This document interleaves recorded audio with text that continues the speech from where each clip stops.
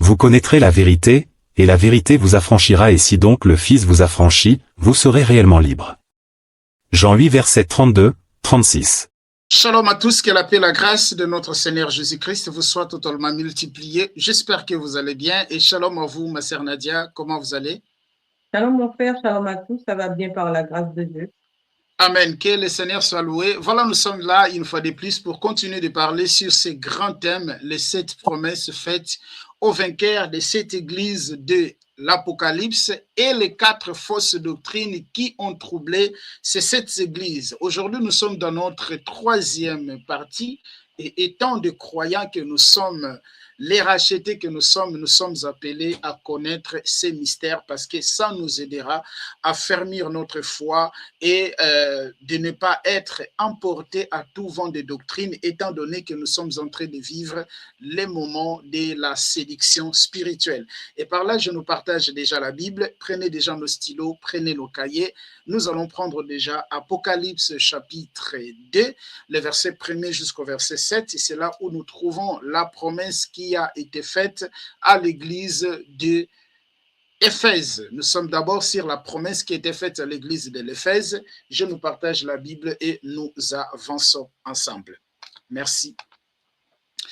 Voilà la promesse qui a été faite à l'église d'Éphèse lorsque nous lisons Apocalypse chapitre 2.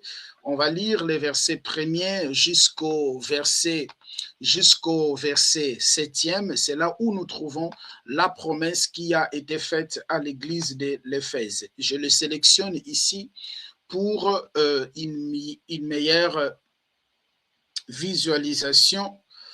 Je sélectionne et nous allons commencer la lecture. Il est écrit ceci: écrit à l'ange de l'église de l'Éphèse, voici ce que dit celui qui tient le 7 étoiles dans sa main droite, celui qui marche au milieu de 7 chandeliers d'or. Je connais tes œuvres, ton travail et ta persévérance. Je sais que tu ne peux supporter le méchant, que tu as éprouvé ceux qui se disent apôtres, qui ne le sont pas, et que tu les as trouvés menteurs, que tu as la persévérance, que tu as souffert à cause de mon nom, et que tu ne t'es point lassé. Le verset 4, mais ce que je contre toi, c'est que tu as abandonné ton premier amour. Le verset 5, souviens-toi donc d'où tu es tombé, répands-toi et pratique tes premières œuvres, sinon je viendrai à toi et j'ôterai ton chandelier de sa place, à moins que tu ne te répandes. Le verset 6, tu as pourtant ceci, c'est que tu haïs les œuvres des Nicolaïtes, ô œuvre que je haïs aussi. Le verset 7, que celui qui a des oreilles entende ce que l'Esprit dit aux églises. À celui qui vaincra, je donnerai à manger de l'arbre de vie qui est dans le paradis de mon Dieu. Voilà, ma sœur, c'est ça la lettre qui a été envoyée à l'église d'Éphèse. Je pense que je nous ai déjà expliqué beaucoup de choses autour de ces textes.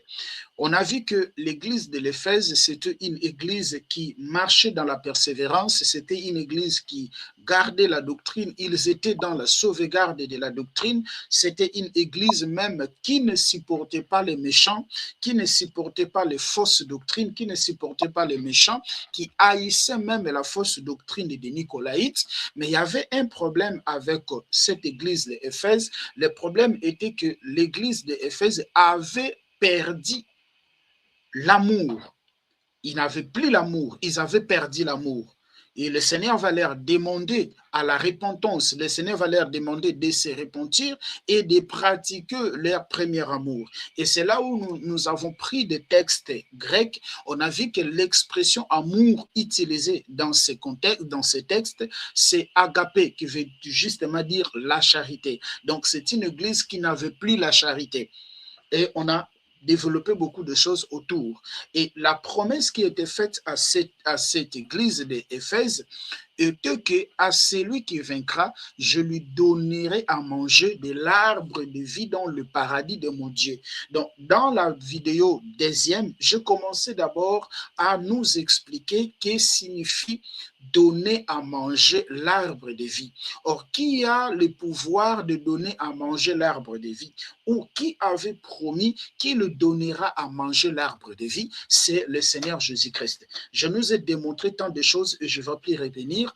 Manger l'arbre de vie, nous avons conclu ensemble avec vous et que manger l'arbre de vie, cela justement veut dire être avec lui. Celui qui va vaincre la doctrine des Nicolaïtes, celui qui va vaincre la doctrine des Nicolaïtes, qui pratique le premier amour, la charité, il mangera l'arbre de vie. Manger l'arbre de vie, j'ai démontré beaucoup de choses, comme on fait que 50 minutes, je ne vais plus revenir là-dessus. J'ai démontré dans notre deuxième partie que manger l'arbre de vie signifie justement être avec lui. Tu auras accès au paradis, tu vivras avec lui éternellement. Parce que le Seigneur Jésus-Christ, il nous a rachetés pour être avec lui, pour demeurer avec lui. Il a dit dans Jean chapitre 14, le verset 2 jusqu'au verset 3, il y a plusieurs demeures dans la maison de mon Père. Si cela n'était pas ainsi, je ne l'aurais pas vous dit, mais je viendrai. Je vais aller vous préparer une place. Lorsque tout sera prêt, je reviendrai et je vous prendrai et vous serez avec moi. Donc, le Seigneur ne nous a pas sauvés pour nous laisser. Non, il nous a sauvés il nous a sauvés pas pour nous délaisser, mais il nous a sauvés parce que nous serons avec lui. Donc, c'est ça que le Seigneur va promettre, manger l'arbre de vie. Donc, manger l'arbre de vie, cela veut dire vivre avec lui éternellement. Parce qu'en réalité, lorsque même nous lisons Jean chapitre 17, le verset 20 jusqu'au verset 24, je ne sais pas si vous pouvez les prendre, ma sœur, Jean chapitre 17, le verset 20 jusqu'au verset 24, comme ça, nous allons avancer ensemble. Jean chapitre 17, le verset 20 jusqu'au verset 24. Lisez ça.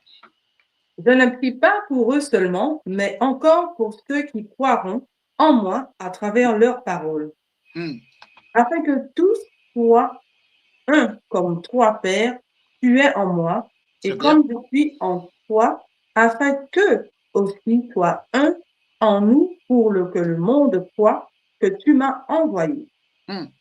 Je leur ai donné la gloire que tu m'as donnée, afin qu'ils soient un comme nous sommes un. Moi en eux et toi en moi, afin qu'ils soient parfaitement un, et qu'ainsi le monde reconnaisse que tu m'as envoyé et que tu les as aimés comme tu m'as aimé. Très bien. Continue la lecture. Oui, verset 24.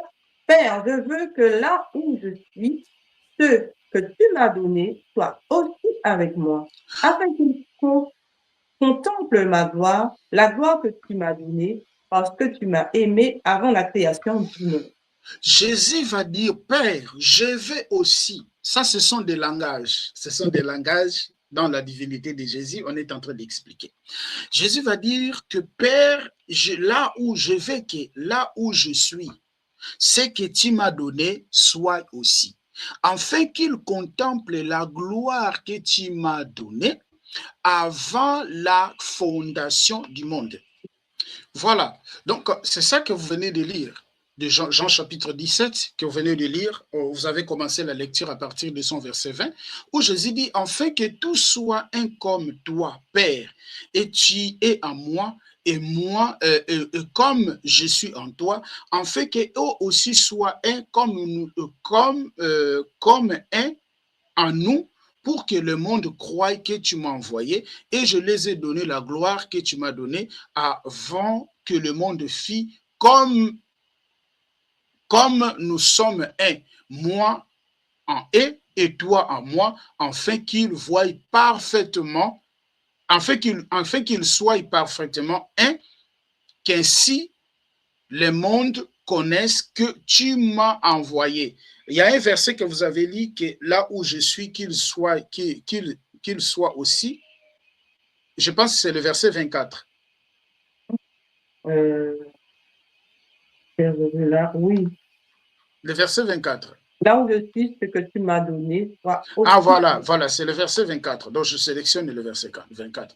Père, je veux que là où je suis, ce que tu m'as donné soit aussi avec moi, afin qu'il contemple ma gloire, la gloire que tu m'as donnée, parce que tu m'as aimé avant la création du monde. Donc Jésus va dire, ce que tu m'as donné, je veux que ce que tu m'as donné soit aussi avec moi. Parce que le Seigneur Jésus nous a sauvés pour être avec lui. Donc, cela revient justement à dire que quand le Seigneur dit à celui qui vaincra, il va manger l'arbre de vie, cela justement veut dire à celui qui vaincra, il sera avec moi. Parce qu'un chrétien, ma sœur, c'est celui qui a été sauvé, qui continue d'être sauvé et qui sera sauvé. Un chrétien, lorsque vous prenez 1 Jean chapitre 3, le verset 2 jusqu'au verset 3, un chrétien, c'est celui qui a été sauvé, qui continue d'être sauvé et qui sera sauvé. Est-ce que vous voyez ça? Un enfant de Dieu, c'est celui-là qui a été sauvé par l'œuvre de la croix, qui continue d'être sauvé par le renouvellement de l'intelligence et qui sera sauvé. C'est ça les trois temps du salut. On a été déjà sauvés, nous continuons d'être sauvés par le renouvellement de l'intelligence et nous serons sauvés parce que notre corps connaîtra la rédemption. Je vais nous expliquer cela sur les paraboles du Samaritain. Sur les paraboles du Samaritain, vous avez ces trois temps du salut. Sur les paraboles du Samaritain, vous avez ces trois temps. Jésus va expliquer ces trois temps du salut. Mais avant qu'on prenne les paraboles du Samaritain, est-ce que vous pouvez d'abord me prendre, ma sœur, 1 Jean chapitre 3, le verset 2 jusqu'au verset 3e. C'est important. 1 Jean chapitre 3, le verset 2 jusqu'au verset 3e. Bien aimé, nous sommes maintenant enfants de Dieu, et ce que nous serons un jour n'a pas été révélé. Attends, ma soeur, nous sommes maintenant enfants de Dieu. Donc, nous sommes déjà enfants de Dieu maintenant, mais ce que nous serons, ça n'a pas encore été révélé, n'est-ce pas? Continue la lecture. Mais nous savons que lorsque Christ apparaîtra, nous serons semblables à lui. Très bien. Donc, lorsque Christ apparaîtra, nous serons semblables à lui. Donc, maintenant, nous sommes les enfants de Dieu, mais ce que nous serons, nous ne le savons pas encore. Mais lorsque Christ apparaîtra, nous serons semblables à lui. C'est ça les trois temps. On a déjà été sauvés. Ok, on a déjà été sauvés, mais nous continuons d'être sauvés parce que nous sommes encore sur la terre. Nous sommes d'abord sur la terre. Nous continuons d'être sauvés et nous serons sauvés parce que Christ apparaîtra. Il y a les trois mouvements. Premier mouvement, l'œuvre salvatrice de la croix, ce que Jésus-Christ a fait. Deuxième, ce que nous sommes en train de faire ici. Nous sommes d'abord sur la terre, nous sommes en train d'être sauvés, notre âme est en train d'être sauvée et nous serons sauvés parce que Christ apparaîtra. Est-ce que vous m'avez compris? Alors, je vais nous expliquer ça sur le parabole du Samaritain. Que le Seigneur nous aide de terminer ça aujourd'hui. Sinon, nous allons, voilà, parce que c'est un peu, il y a tant de choses à saisir dans ces paraboles. Donc, je ferai en sorte que je ne vais pas vraiment entrer au fond, mais je vais toucher des points qui sont importants. Et je pense qu'il y a 12 points dans ces paraboles du Samaritain pour que nous puissions comprendre clairement cette expression, ce qu'on vient de nous expliquer dans 1 Jean chapitre 3, le verset 2 jusqu'au verset 3. Donc nous sommes sauvés, nous avons déjà été sauvés, nous continuons d'être sauvés et nous serons sauvés parce que la promesse que le Seigneur a faite à cette église, à celui qui vaincra, il mangera de l'arbre de vie. Manger l'arbre de vie, cela justement veut dire être avec lui. Est-ce que vous pouvez déjà m'apprendre, ma sœur, Luc chapitre 10. Luc chapitre 10, vous allez commencer la lecture. Je vais d'abord vous laisser lire. Luc chapitre 10, vous allez commencer la lecture à partir de son verset 25 jusqu'au verset, même jusqu'au verset 35 ou 36 de Luc chapitre 10. Je suis là, je vais aussi sélectionner.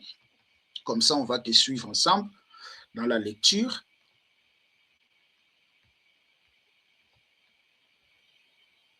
Allez.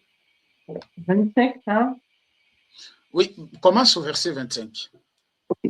Un professeur de la loi se leva et dit à Jésus, pour le mettre à l'épreuve, Maître, que dois-je faire pour hériter de la vie éternelle?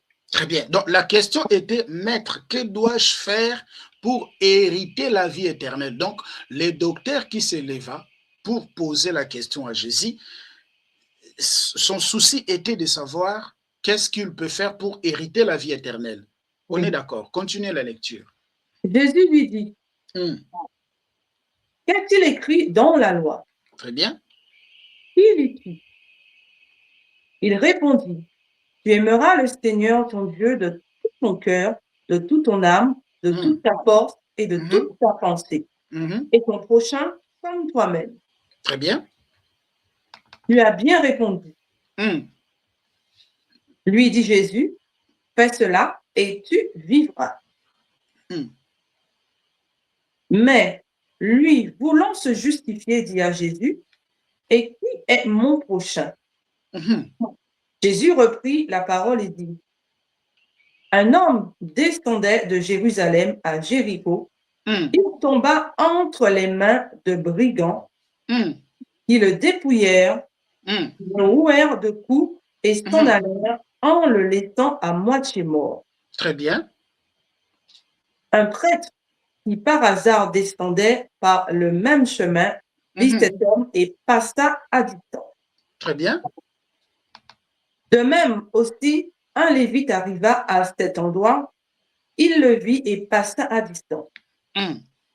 Mais un Samaritain qui voyageait arriva près de lui et fut rempli de compassion lorsqu'il le vit. Très bien.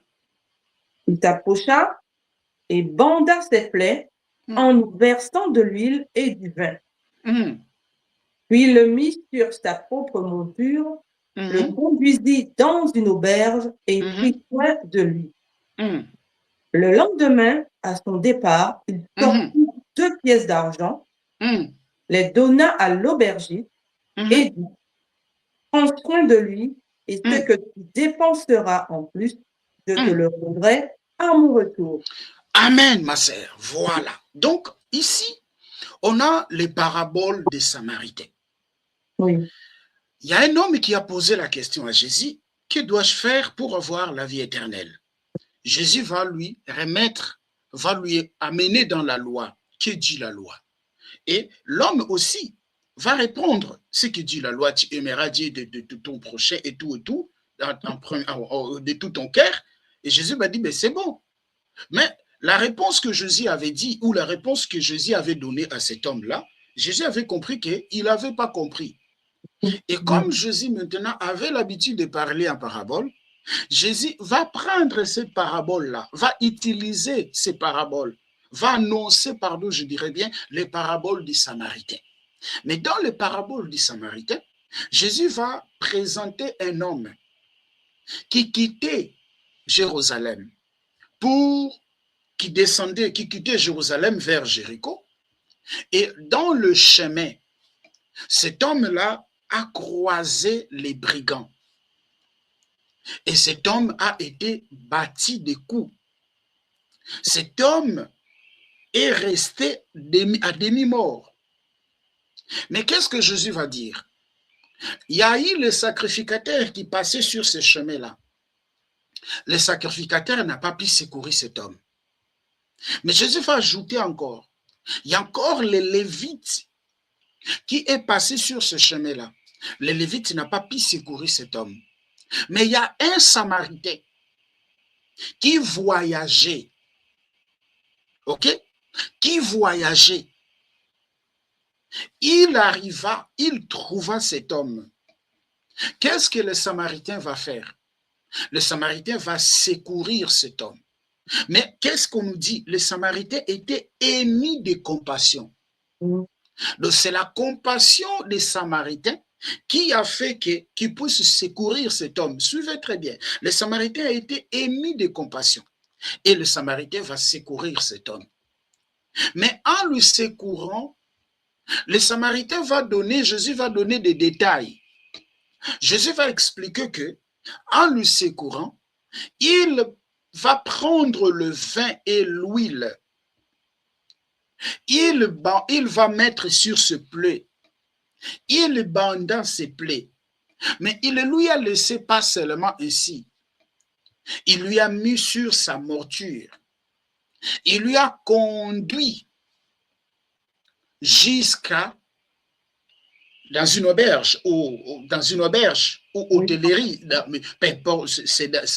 Cela dépend des versions bibliques. Et lorsqu'il arriva là-bas, il dit à cet homme, prends soin de lui. Avant qu'il parte, il va dire à cet homme, prends soin de lui. Mais qu'est-ce que le Samaritain a fait? Le Samaritain lui a donné des deniers. Il a donné des deniers à l'autre qui était là-bas. Il lui a donné des deniers de prendre soin de cet homme-là avec le 2 deniers qu'on lui a donné. Et le Samaritain va dire, à mon retour, je payerai les restes parce que je viendrai prendre les patients que je t'ai laissés. Est-ce que vous voyez ça, ma sœur? Non. Donc le Samaritain dit, je viendrai prendre les patients que je t'ai laissés. Ma sœur, beaucoup de gens pensent que ces paraboles, c'est une parabole de la charité. C'est une parabole de la charité, c'est une parabole, Jésus nous enseigne comment aimer, comment offrir. Non. C'est une parabole qui explique l'œuvre d'Isali. C'est une parabole qui explique l'œuvre salvatrice en Jésus-Christ. Parce que Jésus avait l'habitude de parler en parabole. Lorsque vous prenez Matthieu chapitre 13, le verset 35 à 36, on dit qu'il ouvrait sa bouche. Il parlait en parabole pour annoncer des choses qui ont été cachées dès la création du monde. Donc, depuis la fondation du monde, il y a des choses qui ont été cachées dont personne n'avait la connaissance. Il a fallu que Jésus-Christ vienne. Il a fallu que Yahushua vienne pour nous expliquer ces choses, pour donner l'éclairage à ces choses-là. Alors, les paraboles de Jésus, parce que Jésus dans la Bible, dans le message que Jésus il a véhiculé, lorsque nous faisons la totalité, on fait la somme, il y a 47 paraboles. Parce que le message de Jésus est véhiculé par les paraboles. Jésus parlait qu'en parabole. Jésus parlait qu'en parabole. Donc, il y a 47 paraboles que Jésus... En fait, lorsque vous prenez Matthieu, Jean, Luc, les 4 évangiles, il y a 47 paraboles. Il y a les paraboles du royaume, il y a les paraboles du travail.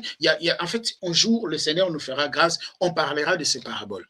Mais nous sommes dans cette parabole des Samaritains. Mais que signifient ces paraboles?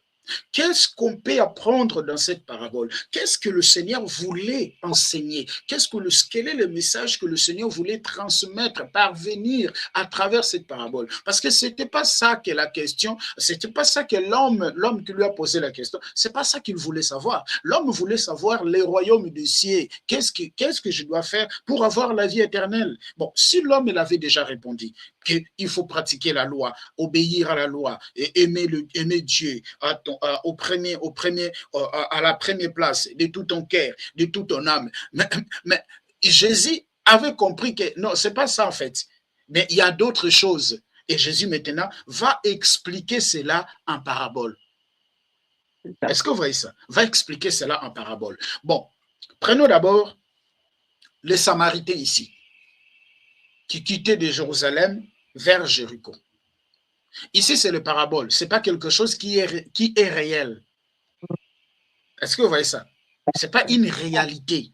C'est une parabole. Or, les paraboles, ce sont des récits allégoriques sous lesquels cache un enseignement. Donc, dans ce parabole, Jésus cachait un enseignement. Jésus cachait un message qu'il faut maintenant aller derrière, comprendre, parce que la question était de savoir que faire pour avoir la vie éternelle. Que faire pour avoir la vie éternelle? Mais comme le langage de Jésus n'est pas le langage de l'être humain ordinaire, et voilà comment il parlait, et c'était difficile à des fois de comprendre son langage. Qui est, on va d'abord prendre le premier point, ma sœur. Oui. Le premier point ici, qui est ces Samaritains? Les Samaritains, c'est Jésus-Christ lui-même. Oui. Hey, les Samaritains ici, c'est Jésus lui-même. Mais il se présente étant un Samaritain. Les Samaritains ici, c'est Jésus-Christ lui-même. Deuxième, qui est l'homme qui était tombé entre les mains des brigands? L'homme qui était tombé entre les mains des brigands. L'homme qui était tombé entre les mains des brigands, c'est Adam. C'est Adam. Il présente l'humanité tombée en Adam. Humanité perdue en Adam. Parce que la question lui a été posée pour avoir la vie éternelle. Or, pour avoir la vie éternelle, c'est pas seulement, ok, croire à ce qui te dit la loi mosaïque. Est-ce que vous voyez ça? Oui. C'est pas seulement croire à ce qui te dit la loi mosaïque, mais le Seigneur va maintenant expliquer. Mais nous allons dénicher ces mystères. L'homme qui était tombé entre les mains des brigands, c'est l'humanité perdue en Adam. L'homme là qui était tombé, c'est l'humanité perdue en Adam. C'est l'humanité perdue en Adam. Et les brigands, c'est la loi. Prends Romains chapitre 7, le verset 7 jusqu'au verset 11. Parce qu'on nous dit que l'homme qui était tombé entre les mains des brigands, cet homme-là était à demi-mort. Voilà. C'est bien souligné dans les textes. L'homme était à demi-mort. L'homme n'était pas mort totalement, mais il était à demi-mort. Il respirait encore. Il y avait encore l'assurance. Il y avait encore l'espoir pour racheter cet homme-là, parce qu'il était à demi-mort. Est-ce que vous le voyez? Prends-moi Romains chapitre 7. Romains chapitre 7, c'est le verset 7 jusqu'au verset 11. Que dirions-nous donc? La loi est-elle péché? Certainement pas. Mais je n'ai connu le péché que par l'intermédiaire de la loi. Ah! Continue. En effet, je n'aurais pas su ce qu'est la convoitise si la loi m'avait pas dit « tu ne convoiteras pas ». Très bien. Je continue? Continue la lecture, oui. Saisissant l'occasion offerte par ce commandement, le péché a produit en moi toutes sortes de désirs. Très bien. En effet, sans la loi, le péché est mort. Très bien. Pour ma part, sans la loi, je vivais autrefois, mais quand le commandement est venu, le péché a repris vie et moi, je suis mort. Attends, Paul dit, que dirons-nous donc? La loi est-elle péché? Certainement pas. Mais je n'ai connu le péché que par l'intermédiaire de la loi.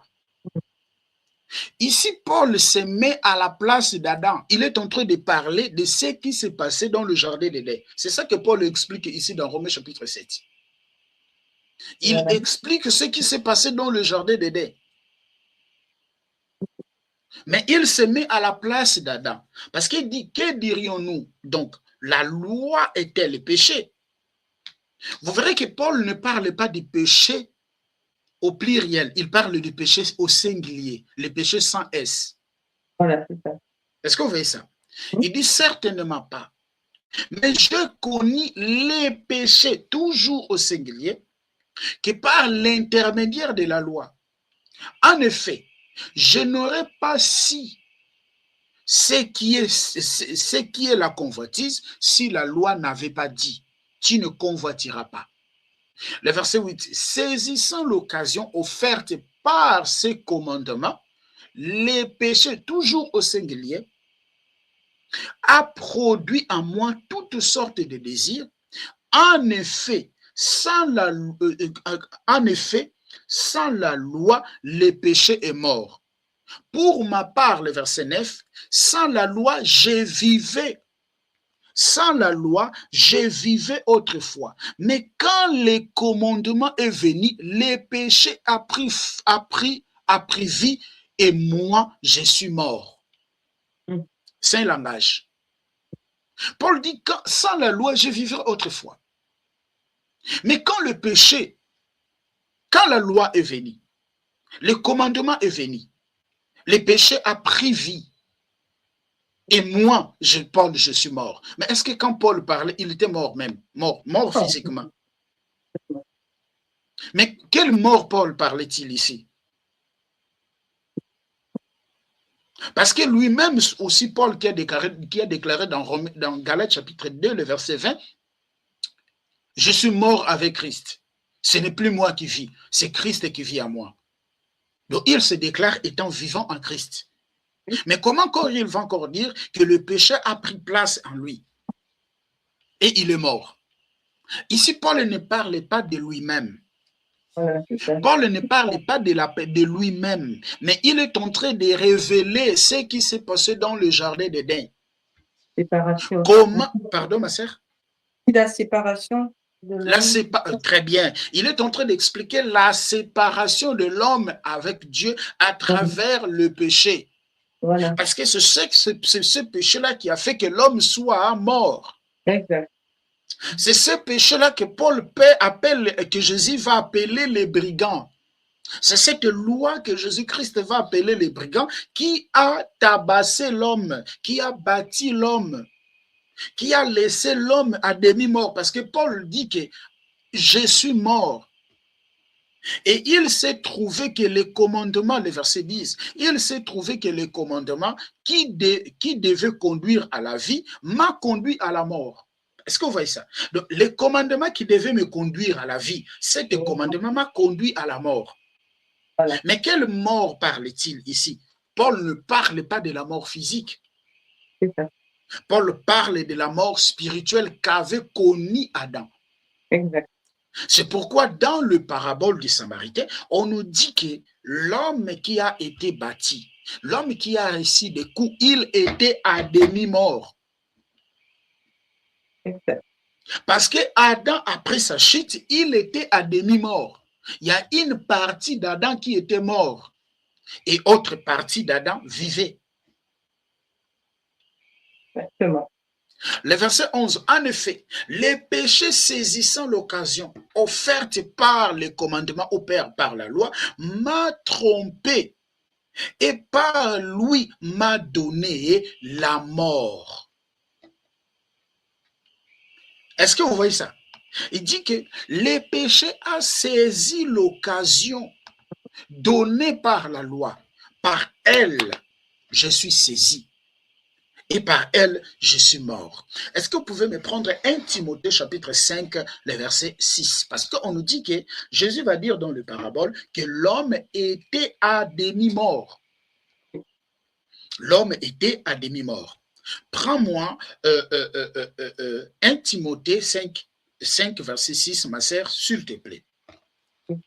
C'est pourquoi je dis la Bible n'est pas un livre d'histoire, parce qu'en lisant le parabole des Samaritains, vous allez dire c'est comme si voilà Jésus est en train de nous demander de vivre dans la voilà, de soutenir les pauvres, de soutenir, oui, il faut faire les œuvres de la charité, mais attention, les paraboles des Samaritains, c'est une parabole qui nous renvoie au salut. Voilà, c'est ça. Et nous allons le découvrir ensemble avec vous. Ça ne veut rien dire de ce que nous pensons là. Exact. Ok. Par contre, celle qui vit dans les plaisirs est mort, bien que vivant. On dit que ceux qui vivent dans le plaisir, sont morts, bien qu'ils soient vivants. Donc, ce sont les gens qui sont à demi-morts. Est-ce que vous voyez ça? Ce sont les gens qui sont à demi-morts. Ils sont vivants, mais ils sont morts. Pourquoi? Parce qu'ils vivent dans le plaisir. Et cet homme-là qui a été bâti, cet homme-là qui avait reçu des coups, qui était resté à demi-mort, représente Adam, représente en fait l'humanité en Adam. Parce que toute l'humanité était perdue en Adam. Exact. Et qu'est-ce qui a fait que l'humanité soit perdue en Adam? Qu'est-ce qui a produit cela? La loi, c'est que Paul est en train d'expliquer ici. C'est ce commandement. Est-ce que vous voyez ça encore? Vous voyez ça, ma sœur? Je vais encore les relire parce que c'est important. C'est que on est en train ici d'expliquer. Ça va nous aider tout au long de notre démarche. Il y a 12 points normalement que je dois répondre sur cette parabole du Samaritain et ça nous aidera. Que dirons-nous donc? La foi est-elle péché? Pardon, la loi est-elle péché? Certainement pas. Moi, je n'ai connu les péchés que par l'intermédiaire de la loi. Donc, si j'ai connu les péchés, je l'ai connu par l'intermédiaire de la loi. Si la loi n'existait pas, je n'allais pas connaître que ça, c'est le péché. Exact. Voilà. Oui. En effet, je n'aurais pas su que c'est que la convoitise, et si la loi n'avait pas dit, tu ne convoitiras pas. Le verset 8, saisissant l'occasion offerte par ces commandements, les péchés au singulier, a produit en moi toutes sortes de désirs. En effet, sans la loi, le péché toujours au singulier est mort. Donc, sans la loi, le péché est mort parce qu'il n'y a pas la loi. Le péché est mort. Pour ma part, le verset 9, pour ma part, sans la loi, je vivais autrefois. Mais quand le commandement est venu, le péché a pris. OK?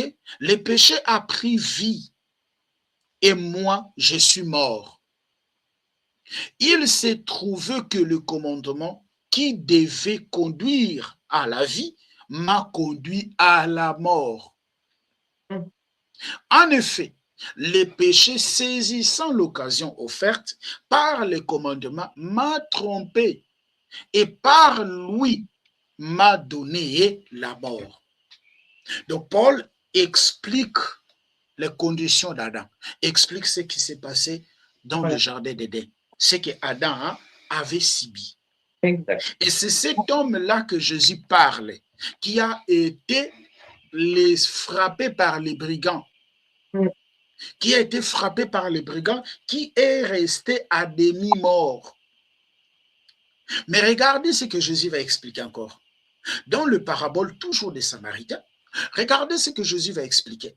Et que cet homme qui avait été frappé par les brigands, qui est resté à demi-mort, on nous dit que il y avait un sacrificateur, je suis dans Luc chapitre 10, le verset 31, un sacrificateur qui, par hasard, descendait par le même chemin, ayant vu cet homme est passé outre. Le verset 32, un lévite qui arrivait aussi dans ces lieux, l'ayant vu passa outre.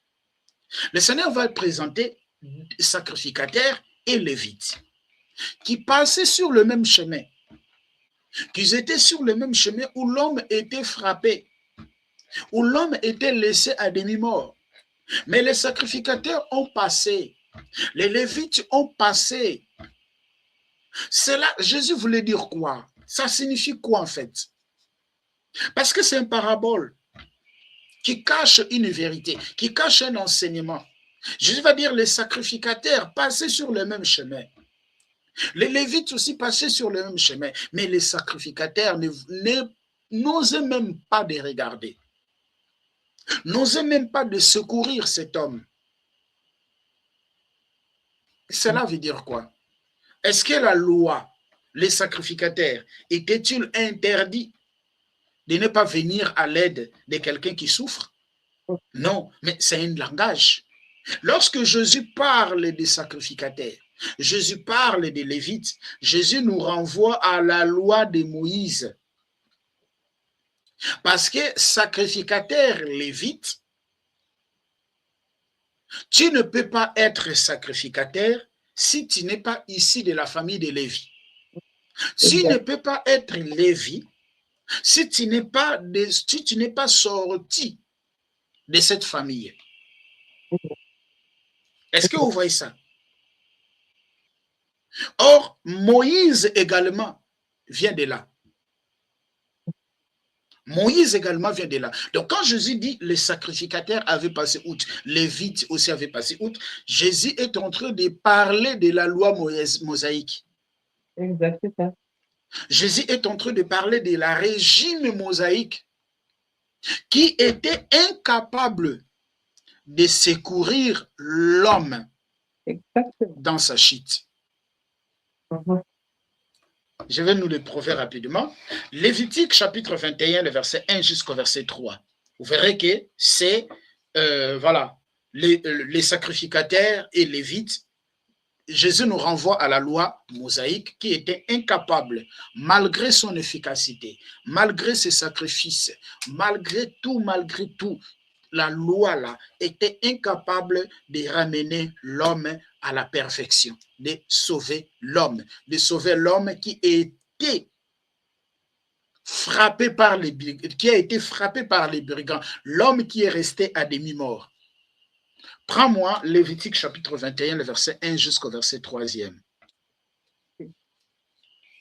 L'Éternel dit à Moïse, transmets ces instructions au prêtre, au fils d'Aaron. Un prêtre ne se rendra pas impur parmi son peuple ou en mort, excepté pour ses plus proches parents, ta mère, ton père, ton fils, ton frère, pour ta sœur encore vierge, qui lui est proche, puisqu'elle n'est pas mariée. Très bien. Il peut aussi se rendre impur. Allez.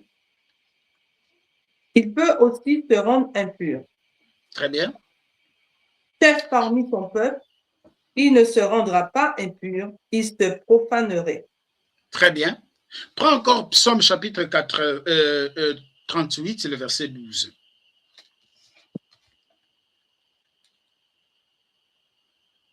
Alors, Psaume 38. Psaume 38, c'est le verset 12. Ok. Mes amis, mes compagnons reculent devant ma plaie. Mes proches se tiennent à l'écart. Très bien. Donc, il dit, mes amis reculent devant ma plaie, mes proches se mettent à l'écart.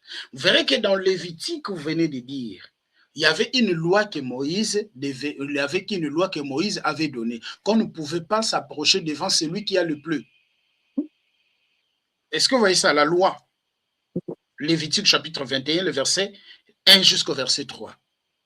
Donc Jésus maintenant ramène les gens, lancé parabole. Jésus est entré, lorsque Jésus parle des sacrificateurs, et Jésus parle des sacrificateurs et un lévite qui avait passé outre, il parle sur la loi mosaïque. Il parle sur la Torah, qui était incapable de sauver l'homme, qui était incapable de secourir l'humanité dans sa chute, de secourir la lignée d'Adam dans sa chute. C'est pourquoi vous verrez que les sacrificateurs, par hasard, ils passaient. J'aime ça. Les sacrificateurs passaient par hasard, ils descendaient par hasard sur le même chemin où l'homme était tombé, parce qu'eux aussi s'est trouvé dans les mêmes conditions. Étant dans les mêmes conditions, ils ne pouvaient pas racheter. Il faut que celui qui n'a pas de cette condition puisse se sauver. Exactement. Est-ce que vous voyez ça? C'est pourquoi le sacrificateur a passé outre. C'est pourquoi Lévite aussi a passé outre. Ils n'ont pas pu secourir cet homme-là. Et ils ont passé outre. Mais regardez ce qu'on dit. Le verset 33. Mais un Samaritain qui voyageait, donc il était un passager. Il n'était pas de ces concrets-là. Il était un passager. Il était un voyageur. Étant venu là, fit émis de compassion lorsqu'il a vu Donc, les Samaritains, qui étaient un voyageur, qui n'était même pas de ces concrets. Lorsque le Samaritain arriva, ma sœur, il faut regarder l'air. Hein. Lorsque le Samaritain arriva, il fait en sorte que si on passe 50 minutes, vous me faites signe, sinon moi je vais commencer d'avancer, parce que là ça coule. Sur les Samaritains, pardon? Comme à 44 minutes. 44 minutes. Ok, on va terminer même un point, comme ça demain on va revenir parce que c'est important de comprendre ça. Alors, lorsque le Samaritain arriva dans ces lieux, le Samaritain a eu compassion de cet homme. Il a secouru cet homme par sa compassion. Or, je nous ai expliqué ici, l'homme qui était à demi-mort présente l'humanité perdue en Adam. Ok? Oui. L'humanité perdue en Adam. Les brigands, là, c'est la loi qui a fait que l'homme puisse tomber. C'est ça que Paul nous a expliqué dans Romains chapitre 7. Et on nous dit que l'homme là était à demi-mort parce qu'il était mort. Oui. Partiellement. L'homme n'était pas mort lui-même. En fait, il est mort, son corps est mort. Non, il était à demi-mort. Donc, il y a une partie de lui qui était mort, une partie importante qui était mort, et une partie de lui qui vivait. Oui. Alors, les sacrificateurs et les lévites qui avaient passé outre nous renvoient à la loi mosaïque qui était incapable de secourir l'homme dans sa chute. Parce que même la loi mosaïque, même lui-même Moïse, même lui-même les sacrificateurs, même les lévites, ils étaient dans les mêmes conditions. Or, étant dans les mêmes conditions, ils ne pouvaient pas nous sauver, ils ne pouvaient pas nous secourir. Parce que comment toi, tu es en train de noyer ensemble avec des gens, tu vas d'abord laisser, voilà, en fait, tu ne peux pas être dans le même fleuve, vous êtes en train de noyer tous, et tu vas secourir les autres. Comment tu vas secourir les autres si toi-même aussi tu es en train de noyer? Il faut que quelqu'un qui n'est pas quelqu'un qui ne noie pas avec vous pour venir vous sauver, pour venir vous racheter. Est-ce que vous voyez ça? Mais on dit que les Samaritains étaient Samaritains qui voyageaient, étant venus là. Quand le Samaritain vient là, il trouve cela. Le Samaritain a émis de compassion. Il a été émis de compassion. C'est sa compassion qui a fait qu'il vienne au secours de l'homme. C'est sa compassion qui a fait que cet homme-là soit secouru. Exact. Nous allons l'éprouver. Tite chapitre 3, le verset 1 jusqu'au verset 7. Je vais les lire et comme ça, nous allons avancer directement. Je vais prendre Tite chapitre 1. Tite chapitre 1, je peux même le prendre rapidement ici. Tite chapitre 1, Tite 1, peu importe. Vous prenez aussi la Bible. Tite 1, je vais prendre le verset 1er jusqu'au verset 7e. Je sélectionne jusqu'au verset 7e. Vous verrez, vous allez être d'accord avec moi. Tite chapitre 3, le verset 1 jusqu'au verset 7e. Rappelle-leur donc, soumis aux magistrats et aux autorités, d'obéir, d'être prêt à toute bonne œuvre, de ne médire des personnes, d'être pacifique, modéré, plein de douceur envers tous les hommes. Le verset 3. Car nous aussi, nous étions autrefois insensés, désobéissants, égarés. Donc, on était tous désobéissants, insensés, égarés, asservis à toute espèce de convoitise et de volupté, vivant dans la méchanceté et dans l'envie, dignes d'être haïs, et nous haïssant les uns les autres. Donc, nous avons les mêmes conditions de l'homme qui était à demi-mort. Même le souverain sacrificateur, on avait les mêmes conditions. Alors, on ne pouvait pas se sauver. On était tous égarés, on était tous insensés, on était tous dans la désobéissance, on était tous dans des convoitises. Alors on ne pouvait pas nous sauver, on ne pouvait pas se sauver, on ne pouvait pas se racheter. Le verset 4 maintenant nous explique. Mais lorsque la bonté de Dieu, notre Sauveur et son amour pour l'homme ont été manifestés, le verset 5, il nous a sauvés, non à cause des œuvres de justice que nous aurions faites, mais selon sa miséricorde, par le baptême de la régénération et du renouvellement du Saint-Esprit. Est-ce que vous voyez ça? C'est par sa compassion, c'est par sa miséricorde qu'il nous a sauvés, qu'il nous a secourus. Non parce que nous aurions fait quelque chose, non parce que l'homme qui a été à demi-mort avait fait quelque chose. Est-ce que vous voyez ça, ma sœur? Non parce que l'homme qui a été à demi-mort avait fait quelque chose. Mais lui, quand il arrive là-bas, il voit l'homme qui était à demi-mort, il a eu compassion de lui. Il a eu compassion de lui. Laisse-moi lui secourir. Laisse-moi lui secourir. Laisse-moi l'enlever dans cette situation. C'est pas parce que l'homme qui a été frappé à demi-mort avait voulu, mais les Samaritains a eu compassion. Il a eu compassion.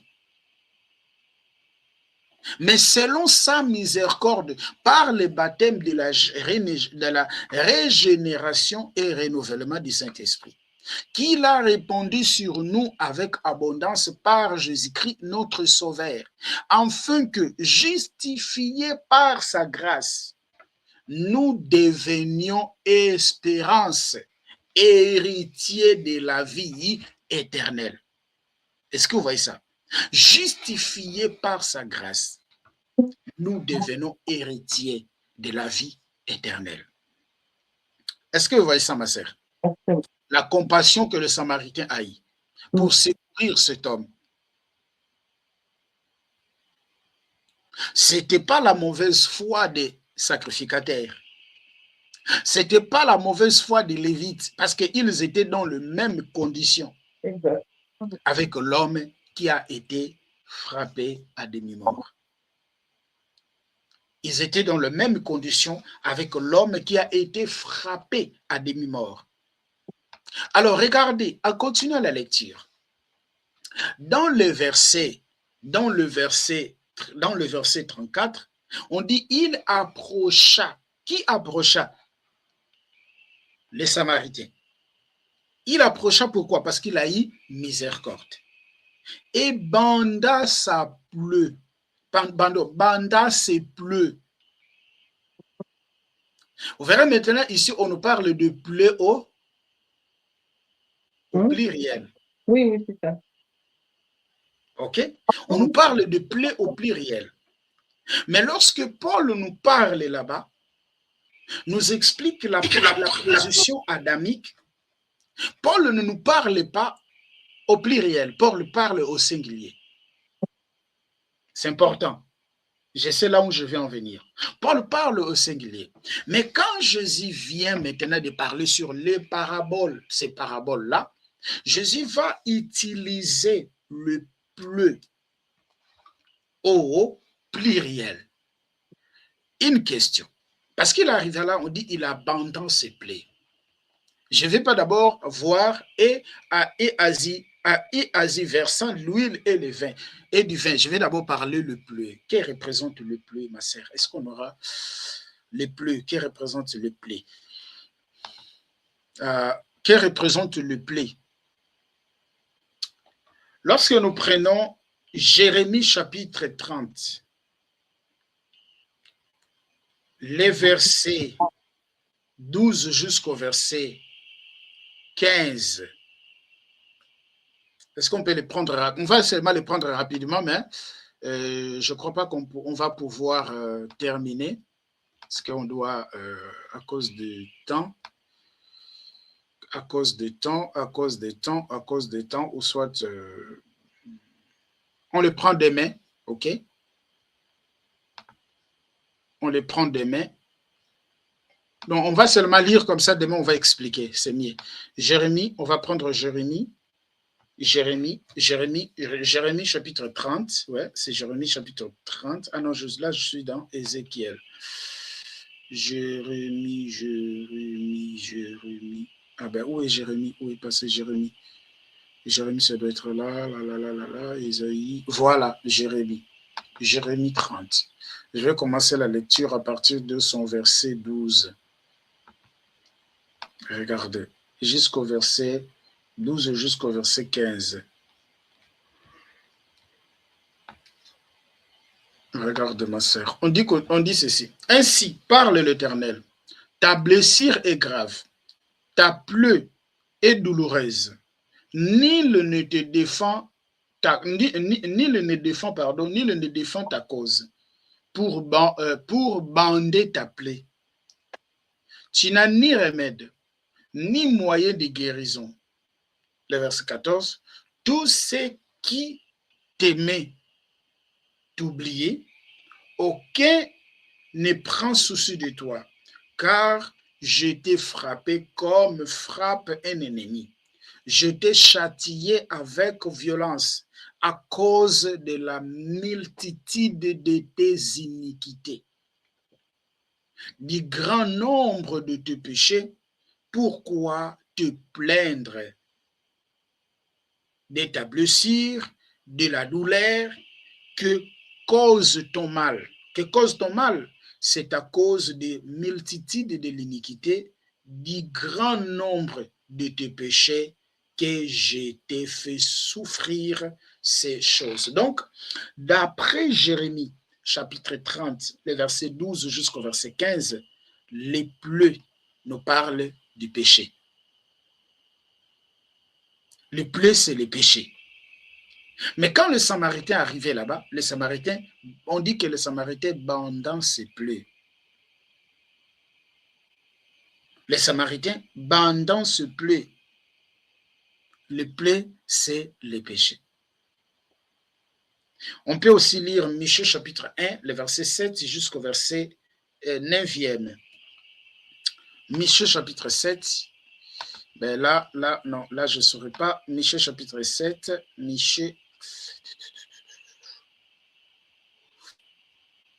Michée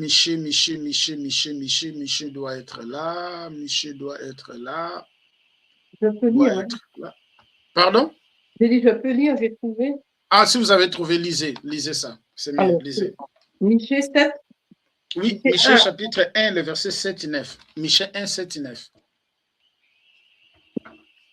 7, 9. Alors, toutes ces sculptures sacrées seront brisées. Tous ces salaires impurs seront livrés aux flammes et je briserai toutes ces idoles rassemblées grâce au salaire de la prostitution. Elles deviendront un salaire de prostitution. Voilà. Oui, jusqu'au verset 9 seulement. Oui, c'est pourquoi je pleurerai, je me lamenterai, je marcherai déchaussé et nu, je pousserai des cris comme le chacal et des gémissements comme l'autruche. En effet, sa plaie est douloureuse, elle s'étend même à Juda, elle pénètre jusqu'à la porte de mon peuple, jusqu'à Jérusalem. Voilà, donc ta plaie, le plaie, c'est le péché. Bon, on va mettre un point virgule ici et nous nous retrouvons dans notre 4e partie et nous allons expliquer encore beaucoup de choses et nous allons aimer. Merci aux frères et sœurs qui nous ont suivis. Que le Seigneur vous bénisse. Et voilà, veuillez partager à beaucoup plus de personnes. On se voit dans notre 4e partie. Merci, au revoir. Likez la vidéo si elle vous plaît, et si vous êtes nouveau sur la chaîne, n'oubliez pas de vous abonner et d'activer la cloche de notification afin de ne rater aucune de nos vidéos.